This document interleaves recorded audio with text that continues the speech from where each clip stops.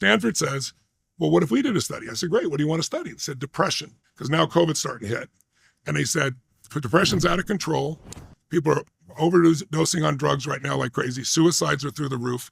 And we're looking for an interesting non-pharmaceutical approach to doing this. We'd love to study it. I said, great. What's the meta-study show? Multiple studies. What's the average result? And they said 60% of the people who come for therapy and or drugs, meaning psychiatry, they give them Prozac, Zoloft, whatever, 60% make zero improvement in their side effects. Zero.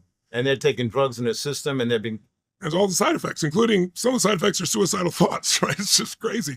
He said 40% improve and the average improvement is 50%. So they're half as depressed. Some people get well, but most of them are on drugs forever. And I said, well, I know it sounds like hubris, but I think we can blow past that result just based on our history. And more importantly, I think you could do that with almost a placebo. And he kind of had a nervous laugh and said, maybe. And I said, what's the best result you've ever seen? Because I'd like to beat that. And he said, well, the best was done 5 years ago at Johns Hopkins. They gave people 30 days of psilocybin, magic mushrooms, and cognitive therapy for a month. I said, dude, you'd have to get a massive change in somebody's brain for that. He said, it is the biggest change in the history of psychiatry. 6 weeks after the treatment.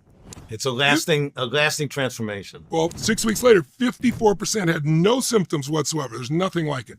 And it lasted. It changed. They didn't measure them a year later or anything else. It just 6 weeks. I know it sounds like hubris. I know it sounds like overconfidence, but I'm just based on history. I bet we'll beat that sizably, but let's see. So they set up the test group, the comparison group, just like they did the Johns Hopkins study. And then they did it. No drugs, 6 days, no one-on-one therapy.